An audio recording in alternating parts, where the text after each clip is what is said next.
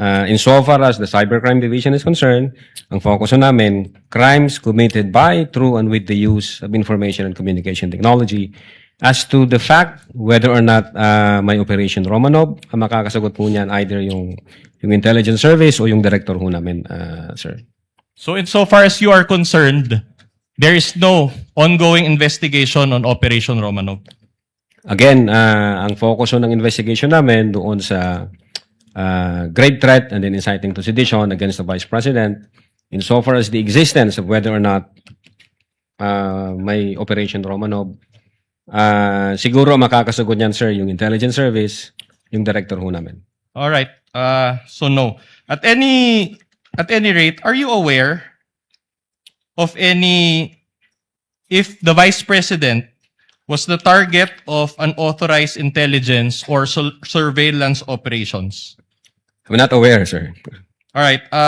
With the permission of counsel, Chair will recognize Senator Judge Pangilinan, thereafter Senator Judge Erwin Tulfo.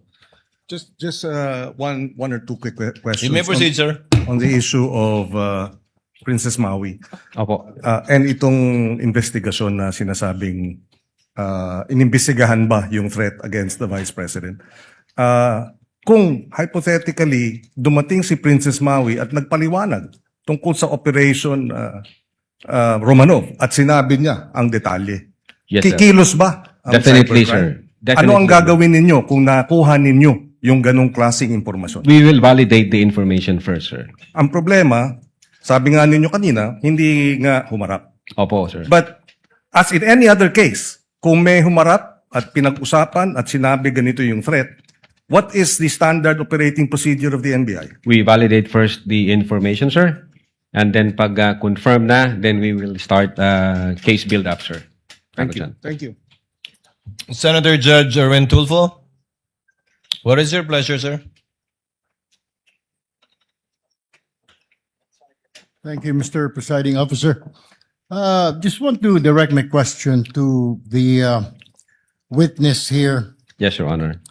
Yung Romanov plot, well, aside from what Senator Judge Tulfo said, that came from Baste, but I picked it up doon sa video na pinalabas kanina ng defense, Yes, Your Honor. yung Romanov plot versus Sarah, according to Princess Maui. Did you take that information seriously or not? Yes, Your Honor. That's the reason why nung marinig namin o makita namin yung question ni Princess Maui about the Romanov, we conducted an open source investigation. Tinignan ho namin baka meron. Yun nga, ang nakita namin yung January 2024 during Maisog Rally, if I'm not mistaken, na yung the word Romanov, ang nagbigkas ho noon si Mayor Baste, Your Honor. All right. So, yung statement ni Princess Maui sa video, how do you rate that info? Sa inyo po sa NBI, sa mga intelligence agencies, yung mga informations po ninyo, may rating. Tama po ba? Correct me if I'm wrong here, Mr. Witness. For example, pag yung information po ninyo, pag yung information po na natanggap ninyo ay may mga rating po. A1, completely reliable. A2, completely reliable information, probably true. B1, usually reliable source, information confirmed. B2, usually reliable information, probably true, but needs validation. C1, fairly reliable source, information confirmed. C2, fairly reliable source, information needs validation. D to F, source is doubtful, unreliable, or reliability cannot be assessed. So, saan yun nilagay yung sinabi ni Princess Maui? Saan dito sa classification po na ito ng source of information? Is it A1, A2, B1, B2, C1 hanggang DF? Saan po? Kasi po ngayon, sir, napakarami na po mga impormasyon ng mga fake news. Opo, sir. Sir, kung pwede na pong sumagot. Go ahead po. Go ahead. Sir, yung una po namin ginawa, we tried to invite Princess Maui to shed light doon sa sinasabi nilang Romanov. since hindi ho nag-appear si Princess Maui, wala ho kaming basis. So, classify muna namin ito na non-validated information. Naghanap kami sa open source. Yun nga, ang nakita namin, ang unang nagbigkas niyan, si Mayor Baste. So, medyo nakita namin, teka muna, parang baliktad yata ang sitwasyon. Kung kay Mayor Baste nagsimula ang Romanov, bakit dito ito yung tinatanong ni Princess Maui sa Vice Presidente? So, medyo it doesn't make sense, sir. Wala kaming na-validate since hindi nag-appear si Princess Maui. So, we classify the information as unvalidated So, information. what you did, nung hindi mo ma-confirm yung kay Princess Maui information, naghanap ka ng Opo. counter source, Yes, sir. Open source, sir. open source, okay, to validate. Yes, sir. And what happened to that source? Yeah, based doon sa video na yon, January, if I'm not mistaken, yun nga, yung Maisog Rally, Your Honor, ang unang nagbanggit ng Romanov, si Mayor Baste, parang tinatakot niya yung presidente. Okay, Doon. Mr. Witness, I'm running out of time. So, isa lang pong tanong ko. So, yung information po ni Princess Maui dun sa video, yung sinabi niya kay BP, eh hindi po reliable. Hindi reliable insofar as the cybercrime division is concerned, Thank you, Mr. Presiding Officer. The interventions of the Senator Judge are noted. What is the pleasure of Senator Judge Villanueva?